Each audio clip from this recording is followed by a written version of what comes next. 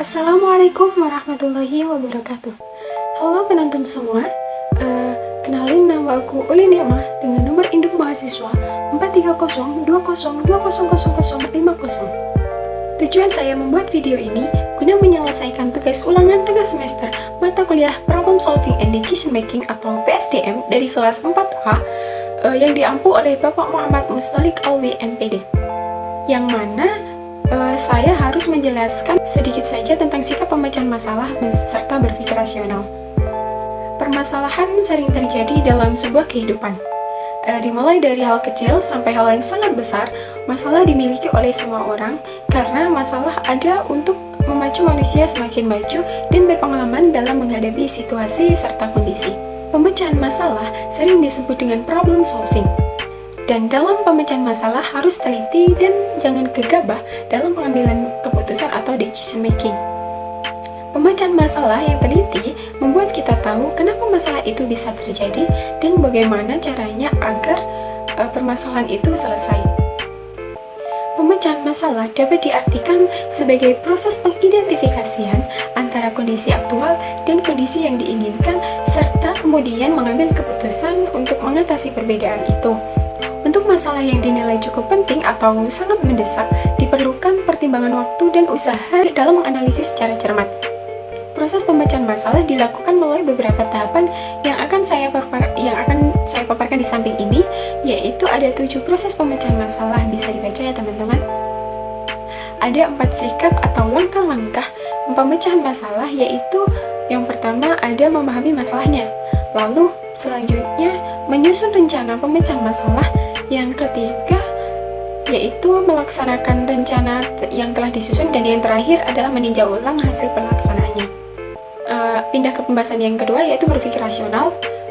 Islam mewajibkan setiap muslim untuk berpikir, sebab jika tidak digunakan pikirannya dengan baik, maka akal pikiran itu akan dipenuhi dengan hal-hal buruk dan destruktif. Menurut KBBI, makna dari kata rasional itu sendiri yaitu pikiran dan pertimbangan yang sangat logis, senada dengan definisi tersebut. Beberapa kamus Oxford menjelaskan rasional memiliki makna berdasarkan atau sesuai dengan nalar atau logika, mampu berpikir secara bijaksana atau logis, dan memiliki kemampuan yang sangat nalar. Untuk pengertian berpikir secara rasional sendiri yaitu kemampuan mempertimbangkan aspek dan menganalisis relevansi informasi yang berhubungan dengan suatu kejadian, baik yang berupa fakta, opini, ataupun dari data. Lantas, apa sih pentingnya berpikir rasional itu? Ada banyak manfaat yang dapat diperoleh dari proses berpikir rasional itu sendiri. Di antaranya yaitu dapat berpikir kritis. Pola pikir rasional dapat memungkinkan kamu untuk mengetahui langkah-langkah berpikir sebelum sampai pada kesimpulan. Dan dengan begitu, kamu akan mampu mengkritisi proses berpikir kamu sendiri jika ada sesuatu yang dirasa tidak cocok ataupun tidak relevan. Ada banyak manfaat yang dapat diperoleh dari proses berpikir rasional. Di antaranya yaitu yang pertama ada dapat berpikir kritis.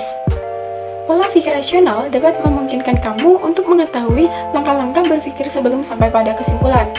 Dengan begitu, kamu akan mampu mengkritisi proses berpikir kamu sendiri jika ada sesuatu yang kurang relevan ataupun tidak cocok. Yang kedua yaitu membantu mempelajari keterampilan baru. Pola pikir ini akan membantu kamu memecahkan tindakan menjadi langkah demi langkah yang realistis untuk mencapai suatu tujuan. Yang ketiga yaitu mendapatkan solusi terbaik pada setiap situasinya. Pengalaman memang bisa menjadi pelajaran yang terbaik ataupun guru yang terbaik. Namun seiring berjalannya waktu, situasi terus berganti dengan cepat sehingga bertindak atau memecahkan masalah hanya berdasarkan pada firasat dan pengalaman pribadi saja itu sangatlah tidak cukup. Yang terakhir adalah mudah beradaptasi. Saat berada dalam situasi baru atau asing, orang yang berpikir secara rasional, mereka mampu membuat penyesuaian dan selalu mempertimbangkan hal-hal baru untuk mencapai suatu tujuan. Nah, tadi itu sedikit paparan dari saya sebagai bahan ulangan tengah semester pada semester 4 ini. Kurang lebihnya mohon maaf, semoga memuaskan. Wassalamualaikum warahmatullahi wabarakatuh.